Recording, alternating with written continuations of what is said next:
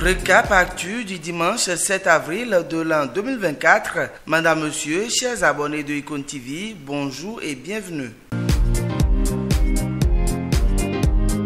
Le Ramadan, un pilier de l'islam qui appelle du fidèle jeûne, prière, repentance et partage. Pour cette année 2024, les disciples de Mahomet sont dans le dernier tournant de cette exigence religieuse. D'ici quelques jours, c'est la fin. Mais le nombre du jour de jeûne est-il lié à la charge de responsabilité? L'imam et les fidèles sont tous égaux. Les riches et les pauvres sont aussi égaux. On fait tous les mêmes jours, on commence à même heure, on doit rompre aussi à même heure. Donc personne ne doit pas dire que, comme ici, imam, je vais attendre un peu pour rompre. Non, non, tout le monde rompt à même heure et tout le monde mange et cesse de manger à même heure.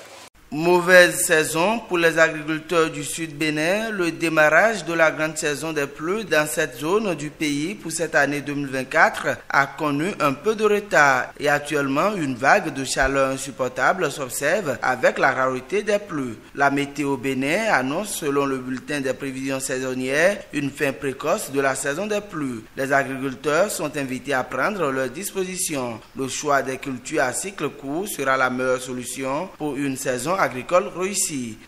La police républicaine annonce la deuxième phase de répression des infractions au code de la route pour fin avril. Elle va prendre en compte, en plus des éléments de la première phase, le contrôle des pièces afférentes à la mise en circulation des véhicules. En ce qui concerne les conducteurs de véhicules, il s'agira de procéder au contrôle des pièces afférentes à la mise en circulation de ces moyens de locomotion. Dans ce cadre, il sera procédé dans un premier temps à la vérification de la validité de la police d'assurance souscrite par les propriétaires de ces véhicules. Dans un second temps, nous allons vérifier le paiement des taxes sur les véhicules à moteur TVM. Cette deuxième phase va concerner également la vérification de la validité de la visite technique, a énuméré le porte-parole de la police républicaine, Eric Yerima, à la faveur d'un point de presse tenu mercredi 3 avril.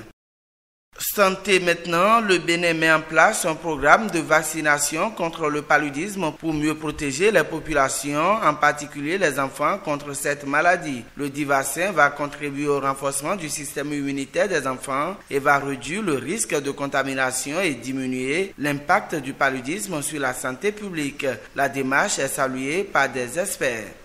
Dépôt des dossiers de candidature dans le cadre des élections des représentants des médias à la HAC. Pendant les 5 jours impartis pour l'opération, des professionnels, toutes catégories confondues et techniciens ont déposé leur dossier à la Sénat, dans le lot des conseillers de la mandature actuelle. Toutefois, il est à rappeler que la période de pré-campagne durera jusqu'au 23 mai 2024 à minuit et ne devra faire lieu d'aucune manifestation pouvant être assimilée à de la propagande.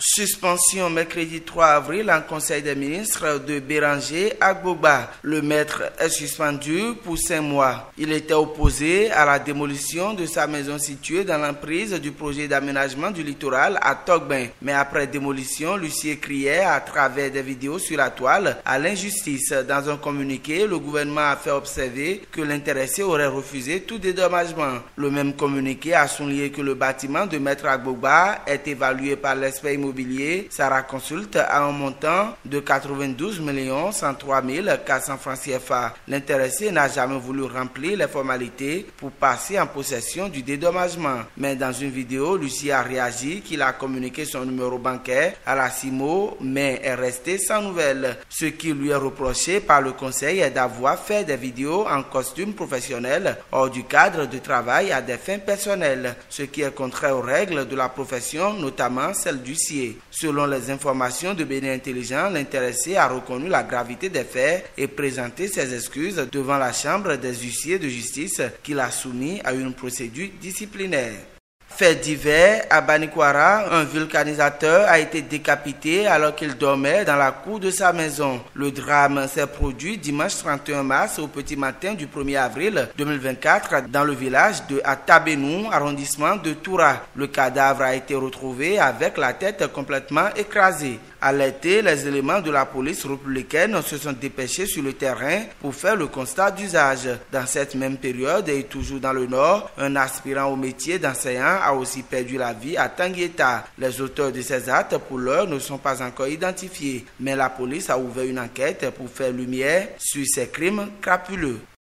On boucle avec un jeune qui a perdu la vie après avoir tué son père au quartier Tian du 1er arrondissement de Parakou. Le drame s'est produit mardi alors que le père rendait visite à son fils. Les circonstances de l'acte sont floues. Les populations indignées par le décès du père se sont attaquées au jeune. C'est ainsi qu'il a trouvé la mort par vindicte populaire. Selon les informations, le jeune ne manque pas de consommer la drogue. Il aurait également été aux prises avec de sérieux troubles mentaux.